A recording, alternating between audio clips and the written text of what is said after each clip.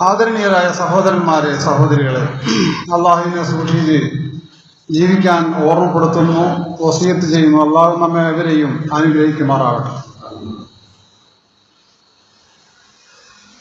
കഴിഞ്ഞ ഒരു ഖുത്ബയിൽ മുഅ്മിനുകളായ ആളുകളുടെ 3 പ്രത്യേക ഗുണങ്ങൾ അള്ളാഹു സൂറത്ത് അൻഫാലിന്റെ ആദ്യ ഭാഗത്ത് എടുത്തു പറഞ്ഞത് നമ്മൾ മനസ്സിലാക്കിയുണ്ടായി.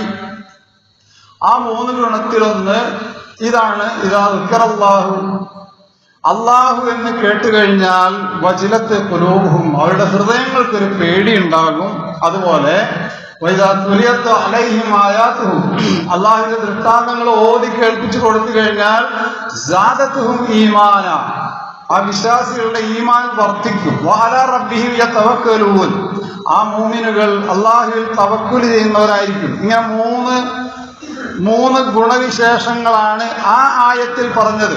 എന്നാൽ ഇത് മാത്രമല്ല വിശ്വാസികളുടെ ഗുണങ്ങൾ. വേറെയും ഒരുപാട് ലക്ഷണങ്ങൾ പ്രവാചകൻ സല്ലല്ലാഹു അലൈഹി വസല്ലമ ഹദീസിലൂടെ നമ്മൾക്ക് പഠിപ്പിച്ചു തരുന്നുണ്ട്. സ്വഹീഹായിട്ടുള്ള ഒരു ഹദീസിൽ ഒരു വിശ്വാസിയുടെ 3 കാര്യങ്ങൾ റസൂലുള്ള പ്രത്യേകം എടുത്തു പറയുന്നുണ്ട്. സലാസുൻ മൻ കുന്ന ഫീഹി വജദ ബിഹിന്ന ഹലാവത്തൽ ഈമാൻ. 3 കാര്യങ്ങൾ ഒരു വിശ്വാസിയിലുണ്ടെങ്കിൽ, ഒരു മനുഷ്യനിലുണ്ടെങ്കിൽ, ആ 3 കാര്യങ്ങൾ മുഖേന ഈമാനിന്റെ മാധുര്യം ആസ്വദിക്കാൻ അവന് കഴിയും. എന്താണ് ആ 3 കാര്യങ്ങൾ? മൻ കാന അല്ലാഹു വറസൂലുഹു അഹബ്ബ ഇലൈഹി മിമ്മാ സിവാഹുമാ, അള്ളാഹുവിനേക്കാളും റസൂലിനേക്കാളും മറ്റൊന്നിനെ ഇഷ്ടപ്പെടാതെ അള്ളാഹും റസൂലും ആയിരിക്കണം അവന് ഏറ്റവും ഇഷ്ടം. അങ്ങനെ അള്ളാഹുവിനെയും റസൂലിനെയും ഇഷ്ടപ്പെടുക മറ്റുള്ളതിനേക്കാളെല്ലാം എന്ന ഒരു സ്വഭാവം ഒരാളിലുണ്ടെങ്കിൽ അവന് ഈമാനിന്റെ മാധുര്യം ആസ്വദിക്കാൻ പറ്റും. രണ്ടാമത്തേത് വമൻ അഹബ്ബ അബ്ദൻ ലാ യുഹിബ്ബു ഇല്ലാ ലില്ലാഹ്, ഒരാൾ ഒരു സഹോദരനെ സ്നേഹിക്കുന്നു. എന്തിനു വേണ്ടിയിട്ടാണ് ആ സഹോദരനെ സ്നേഹിക്കുന്നത്? അള്ളാഹുവിന്റെ പൊരുത്തം ആഗ്രഹിച്ചിട്ട്. അങ്ങനെ അള്ളാഹുവിന്റെ പൊരുത്തം മാത്രം ആഗ്രഹിച്ചിട്ട് ഒരാൾ ഒരു സഹോദരനെ സ്നേഹിക്കുന്നുവെങ്കിൽ അവന് ഈമാനിന്റെ മാധുര്യം ആസ്വദിക്കാൻ പറ്റും. മൂന്നാമത്തെ കാര്യം വമൻ യക്റഹു അൻ യഊദ ഫിൽ കുഫ്രി ബഅദ അൻ അൻഖദഹു അല്ലാഹു മിൻഹു, കുഫറിൽ നിന്നൊരു മനുഷ്യനെ അള്ളാഹു രക്ഷപ്പെടുത്തിയിട്ട് വീണ്ടും ആ കുഫറിലേക്ക് മടങ്ങുന്നതിനെ അയാൾ പേടിക്കണം. എങ്ങനെ പേടിക്കണം? നരകത്തീയിൽ ഇടുന്നതിനേക്കാൾ പേടിയ മനുഷ്യന് അതുണ്ടായിരിക്കണം. കുഫറിൽ നിന്ന് അള്ളാഹു നമുക്ക് ഹിദായത്ത് നൽകി, വെളിച്ചം നൽകി. അങ്ങനെ അള്ളാഹു മനുഷ്യന് ഹിദായത്ത് നൽകി കഴിഞ്ഞിട്ട് വീണ്ടും ചില പ്രത്യേക സാഹചര്യങ്ങളിൽ, ചില പ്രത്യേക ഭൗതിക ലക്ഷ്യങ്ങൾക്ക് വേണ്ടി തന്റെ ലലാലത്തിലേക്ക് അഥവാ ദുർമാർഗത്തിലേക്ക് ഒരു മനുഷ്യൻ പോകുന്നതിനെ അയാൾ തീയിൽ ചെന്ന് വീഴുന്നതിനെ പേടിക്കുന്നതിനേക്കാൾ പേടിക്കണം എന്നാണ് പ്രിയമുള്ളവരെ ഇവിടെ പറയുന്നത്. ഇങ്ങനെ അതൊരു ലക്ഷണമാണ് ഈ 3 കാര്യങ്ങൾ. അതുകൂടാതെ ഒരു അബദ്ധം, ഒരു പിഴവ്, ഒരു തെറ്റ് ഒരു വിശ്വാസിക്ക് സംഭവിച്ചു കഴിഞ്ഞാൽ ആ തെറ്റിൽ അയാളെ അടിയുറച്ചു നിൽക്കൂല. അതാണ് ഒരു മുഅ്മിനിന്റെ ഒരു ലക്ഷണം. അത് ഖുർആൻ പറഞ്ഞതാ. വിശ്വാസികളാണ്, അവരുടെ ജീവിതത്തിൽ തെറ്റുകളൊക്കെ സംഭവിക്കും. നമ്മളൊക്കെ മനുഷ്യരാണ്.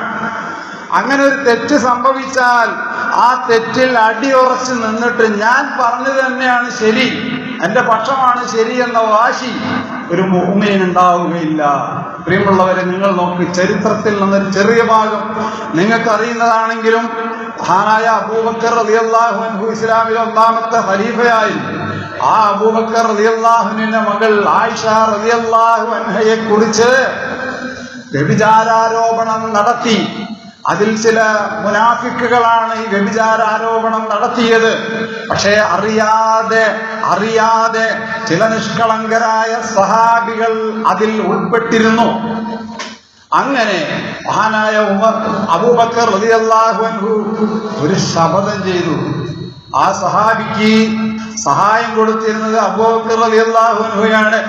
സ്വന്തം മകളെ കുറിച്ച് വ്യഭിചാരാരോപണം പറഞ്ഞു വരുത്തിയത് അറിഞ്ഞപ്പോൾ മഹാനായ അബൂബക്കർ റളിയല്ലാഹു അൻഹു ഒരു ശപഥം ചെയ്തു. അല്ലാഹുവാണ് സത്യം, ഞാൻ ഇനി അദ്ദേഹത്തിന് ചെലവിന് കൊടുക്കുന്ന പ്രശ്നമേ ഇല്ല എന്ന് ശപഥം ചെയ്തപ്പോൾ വിശുദ്ധ ഖുർആനിന്റെ വചനമിറങ്ങി.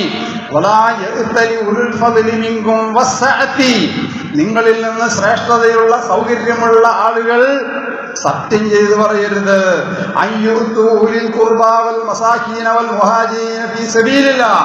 അള്ളാഹുവിന്റെ മാർഗത്തിൽ ഹിജറ പോയ പാവപ്പെട്ട ആളുകൾക്ക്, അടുത്ത ബന്ധുക്കൾക്ക് ചെലവിന് കൊടുക്കുകയില്ല എന്ന് വിശ്വാസികളെ നിങ്ങൾ സത്യം ചെയ്ത് പറയരുത്. ഇതൊക്കെ വിട്ടുവീഴ്ച ചെയ്യണം, പുറത്തു കൊടുക്കണം. മനുഷ്യനാണ്, തെറ്റുകൾ സംഭവിക്കും എന്ന് ഈ ആയത്തിന്റെ സൂചന അബൂബക്കർ റളിയല്ലാഹു അൻഹുവിന്റെ ഈ ശപഥമായിരുന്നു. അതായത് മുനാഫിക്കുകളുടെ കള്ളപ്രചരണത്തിൽ വശംവദരായി അറിഞ്ഞോ അറിയാതെയോ ചില സഹാബികൾ ഉൾപ്പെട്ടപ്പോ ആ ഒരു സഹാബിക്ക് ചെലവിന് കൊടുത്തിരുന്നത് ധനാഢ്യനായിരുന്ന അബൂബക്കർ റളിയല്ലാഹു അൻഹു ആണ്. അബൂബക്കർ റളിയല്ലാഹു അൻഹു ശപഥം ചെയ്തു, ഇനി ഞാൻ ചെലവിന് കൊടുക്കൂല. എന്നിട്ട് ആ ഖുർആൻ വചനത്തിന്റെ അവസാനം ഒരു ചോദ്യമുണ്ട്, പ്രിയമുള്ളവരെ, അലാ തുഹിബ്ബൂന അൻ യഗ്ഫിറല്ലാഹു ലക്കും, അള്ളാഹു നിങ്ങൾക്ക് പുറത്തു തരണമെന്ന് നിങ്ങൾ ആഗ്രഹിക്കുന്നില്ലേ?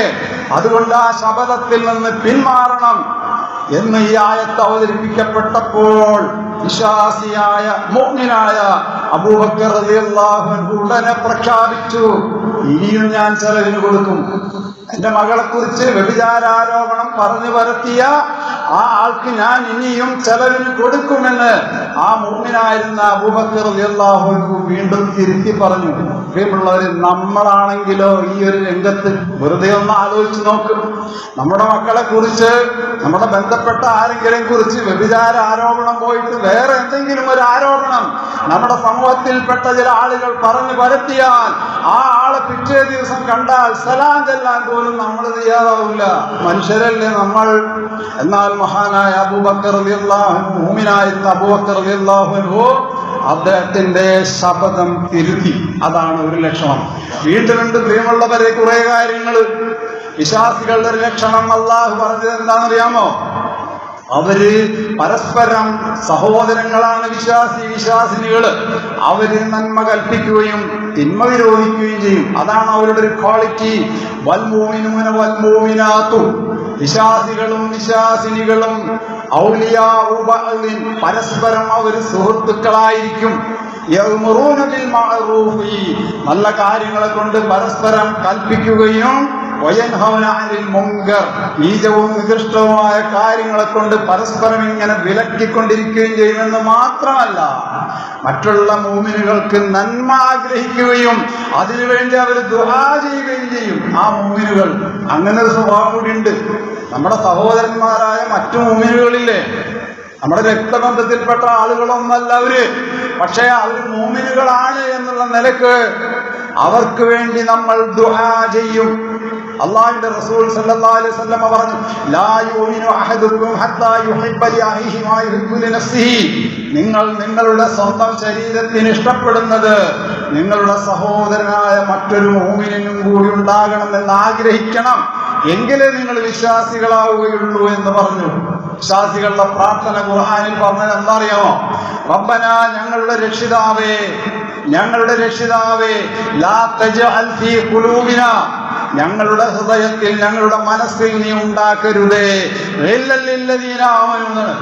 വിശ്വാസികളായ ഞങ്ങളുടെ സഹോദരന്മാരോടൊരു വെറുപ്പുണ്ടാക്കരുത് എന്നാണ് പ്രാർത്ഥന. വിശ്വാസികളാണ്, മാനുഷികമായ ചില പിണക്കങ്ങളും വെറുപ്പുകളൊക്കെ ഉണ്ടാകും, അങ്ങനെ നീ ഉണ്ടാക്കരുതേ റബ്ബേ എന്നായിരിക്കും ഒരു വിശ്വാസിയുടെ ദുആ. ഈ പറഞ്ഞ ഗുണങ്ങളൊക്കെ എന്നിലും നിങ്ങളിലൊക്കെ ഉണ്ടോ എന്നുള്ളത് പരിശോധിച്ചറിയാൻ വേണ്ടി മാത്രമാണ്, സംസ്കരിക്കാൻ വേണ്ടി മാത്രമാണ് ഈ കാര്യങ്ങൾ പറയുന്നത്. അതുപോലെ പ്രിയമുള്ളവരെ, മുഅ്മിനുകളായ ആൾക്കാര് മറ്റുള്ള സഹോദരന്മാരുടെ കുറ്റങ്ങൾ മൂടി വെക്കണം. പറയാൻ പാടില്ല. സമൂഹത്തില് കുറ്റങ്ങളൊക്കെ ഉണ്ടാകും. ആ കുറ്റങ്ങൾ മൂടി വെക്കുക എന്നുള്ളത് മുഅ്മിനിന്റെ ഒരു സ്വഭാവമാകുന്നു. അതുകൊണ്ട് തന്നെ നിങ്ങൾ നോക്കിയേ, ഹദീസ് ഗ്രന്ഥങ്ങളിൽ കിതാബുൽ ജനായിസ് എന്ന് പറഞ്ഞൊരു അധ്യായമില്ലേ? കിതാബുൽ ജനായിസ്, മരണവും മരണാനന്തര ക്രിയകളുമായി വിവരിക്കുന്ന കുറെ സംഗതികള് കുറെ ഹദീസുകളിൽ പറയുന്നുണ്ട്. ആ പറയുന്ന കൂട്ടത്തിൽ അള്ളാഹുവിന്റെ റസൂല് നമ്മളെ പഠിപ്പിക്കുന്നുണ്ട് മയ്യത്ത് കുളിപ്പിക്കേണ്ടെന്ന മര്യാദകളെ കുറിച്ച് പറഞ്ഞപ്പോൾ വിശ്വസ്തരായ ആളുകളാണ് മയ്യത്ത് കുളിപ്പിക്കേണ്ടത് എന്ന് പറയാൻ കാരണം അതാണ്. എന്താണെന്നറിയോ? ഈ വസ്ത്രത്തിന്റെ താഴെ മോമിനുകളായിരുന്നാലും അല്ലെങ്കിലും ഒരുപാട് ന്യൂനതകൾ ഉണ്ടാകും. അതൊക്കെ മറച്ചു വെച്ചിട്ടാണ് മോമിനുകൾ നടക്കുന്നത്. പല വ്രണങ്ങള്, പല പറയാൻ പറ്റാത്ത അസുഖങ്ങളൊക്കെ ഉണ്ടാകും. അതൊന്നും മയ്യത്ത് കുളിപ്പിച്ച ഒരാള് ജനങ്ങളുടെ ഇടയിൽ വന്ന് സംസാരിക്കാൻ പാടില്ല. അവനാകുന്നു മുഅ്മിൻ എന്ന് പ്രവാചകൻ തിരുമേനി സല്ലല്ലാഹു അലൈഹി വസല്ലം നമ്മളെ പഠിപ്പിച്ചു. അപൂർവമായ ചില സന്ദർഭങ്ങളിൽ മാത്രം, ചില മരണങ്ങളിൽ, ചില കുറ്റകൃത്യങ്ങള്, അതുപോലെയുള്ള ചില സന്ദർഭങ്ങളിലൊക്കെ ചിലതൊക്കെ വെളിപ്പെടുത്തേണ്ടി വരും. അങ്ങനെയുള്ള പ്രത്യേക ചില സാഹചര്യങ്ങളിൽ നിയമമനുസരിച്ച് വെളിപ്പെടുത്താമെന്നല്ലാതെ സാധാരണഗതിയിൽ ഒരു മൂമിൻ മരണപ്പെട്ടു കഴിഞ്ഞാൽ ആ മൂമിനിന്റെ ന്യൂനതകൾ വെളിപ്പെടുത്താൻ പാടില്ല എന്നുള്ളതാണ് ഇസ്ലാമിക നിയമം. അതാണ്. അതുപോലെ തന്നെ വിശ്വാസികളിൽ തിന്മ പ്രചരിപ്പിക്കപ്പെടാൻ നമ്മൾ ആഗ്രഹിക്കാൻ പാടില്ല. ഖുർആൻ പറയുന്നത് ഇന്നല്ലദീന യുഹിബ്ബൂന അൻ തശിയൽ ഫാഹിശതു, നീചകൃത്യങ്ങൾ ഒരു മുഅ്മിനിൽ വ്യാപകമായി കാണാൻ ആഗ്രഹിക്കുന്ന ആളുകള്, അവരെ കുറിച്ച് അള്ളാഹു പറഞ്ഞതില്ലേ അദാബുൻ അലീം, അവർക്ക് വേദനാജനകമായ ശിക്ഷയുണ്ടെന്നാണ്. അപ്പോ എന്റെ ഒരു സുഹൃത്ത് മുഅ്മിനാണെങ്കിൽ ആ മുഅ്മിനിൽ ഒരു ചീത്ത കാര്യം പ്രചരിപ്പിക്കുന്നത് കാണാൻ, കേൾക്കാൻ ഞാൻ ഇഷ്ടപ്പെടാൻ പാടില്ല. എങ്കിലേ ഞാൻ മുഅ്മിനാവുകയുള്ളൂ എന്നാണ് ആ പറഞ്ഞിട്ടുള്ളത്. അതുപോലെ തന്നെ ഒരു വിശ്വാസിയും ആക്ഷേപിക്കാൻ പാടില്ല, ശാപവാക്കുകൾ ഉച്ചരിക്കാൻ പാടില്ല. ഹദീസിൽ റസൂലുള്ള നമ്മളെ പഠിപ്പിക്കുന്നത് എന്താ അറിയാമോ? ലൈസൽ മുഅ്മിനു ബിദ്ദാൻ, കുത്തുവാക്കുകൾ പറയുന്നവൻ മുഅ്മിനല്ല. വലൽ ലആൻ, ശപിക്കുന്നവനും മുഅ്മിനല്ല. വലൽ ഫാഹിഷി, നീചമായ വർത്താനം പറയുന്നവൻ മുഅ്മിനല്ല. വലൽ ബദീഇ, അസഭ്യവാക്കുകൾ പറയുന്നവൻ മുഅ്മിനല്ല. ഒരാള് മുഅ്മിനാണെങ്കിൽ അവന്റെ നാവിൽ നിന്ന് അസഭ്യവാക്കുകള്, നീചമായ വാക്കുകള്, ശാപങ്ങള്, കുത്തുവാക്കുകൾ ഇതൊന്നും വരാൻ പാടില്ല എന്ന്. എങ്കിലേ നമ്മൾ മുഅ്മിനാവുകയുള്ളൂ. തന്നെയുമല്ല, നമുക്ക് വീണ്ടും കാണാൻ കഴിയും ഖുർആനിൽ ചെയ്ത നന്മകൾ എടുത്തു പറയാൻ പാടില്ല. ചെയ്ത നന്മകൾ എടുത്തു പറയുന്നത് മുഅ്മിനിന്റെ ലക്ഷണമല്ല. അല്ലാഹു വിശുദ്ധ ഖുർആനിൽ പറയുന്നു, ഇന്നമാ നുത്ഇമുകും ലിവജ്ഹില്ലാഹ്, ഞങ്ങൾ പാവപ്പെട്ട നിങ്ങൾക്ക് ആഹാരം നൽകിയത് എന്തിനാണെന്നറിയോ? അല്ലാഹുവിന്റെ തൃപ്തി കാക്ഷിച്ചിട്ടാണ്. ലാ നുരീദു മിൻകും ജസാഅൻ വലാ ശുകൂറാ, ഇതിന്റെ പേരിൽ യാതൊരു നന്ദിയും ഞങ്ങൾ ആഗ്രഹിക്കുന്നില്ല. ഇതാണ് മുഅ്മിനിന്റെ കാഴ്ചപ്പാട്.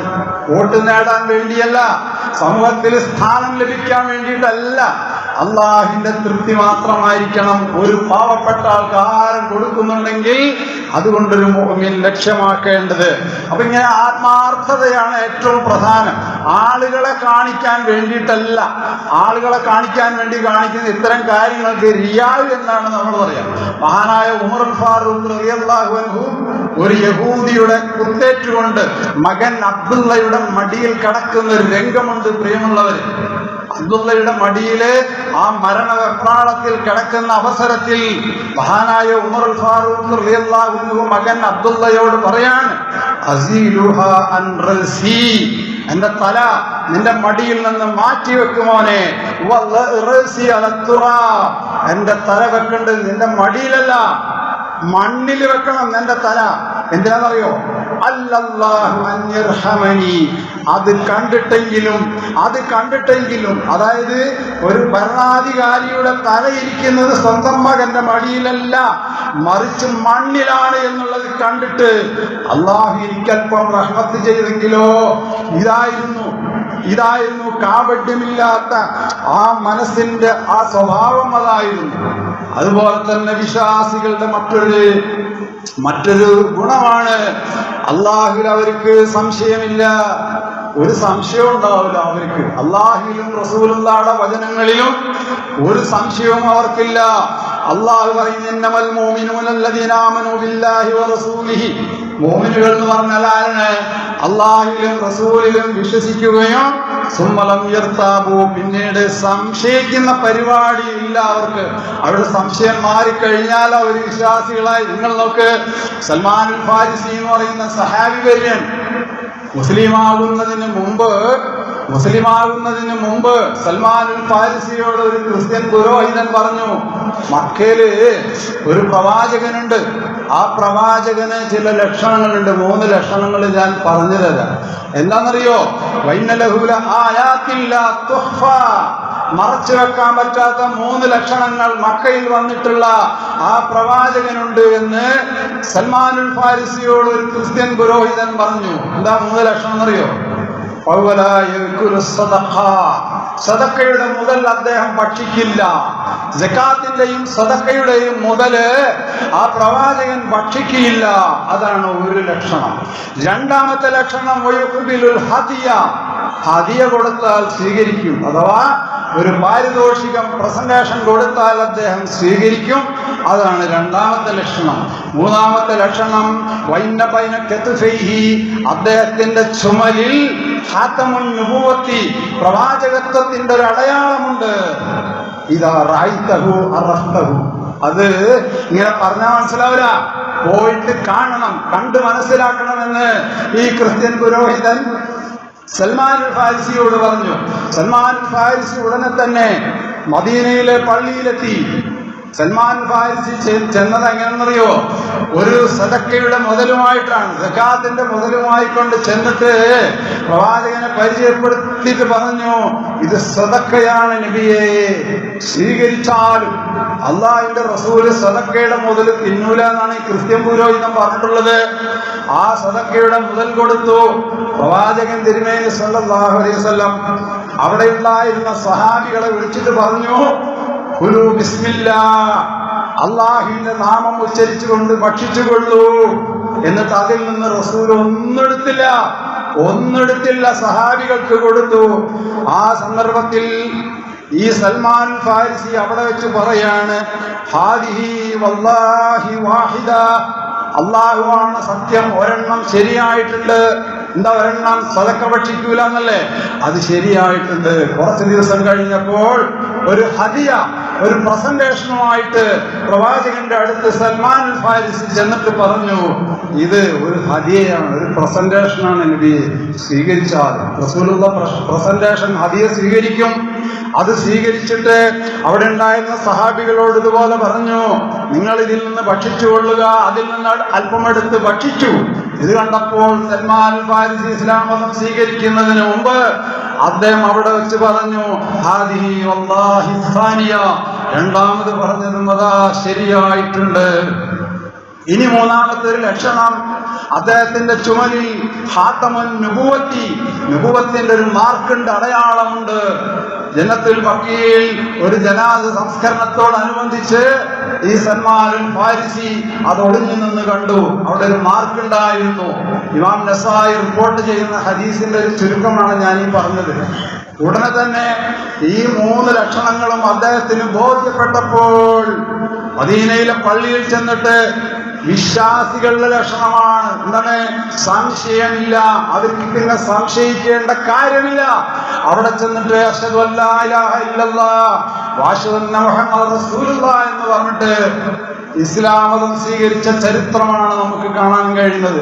അതായത് ഒരു മുഅ്മിൻ ആരാണെന്നുള്ളത് വളരെ കൃത്യമായിട്ട് ഈ സൽമാനുൽ ഫാരിസിയുടെ ചരിത്രത്തിൽ നമുക്ക് കാണാം. ഇത് 1444 വർഷം മുമ്പുള്ള ചരിത്രമായി പറഞ്ഞത്.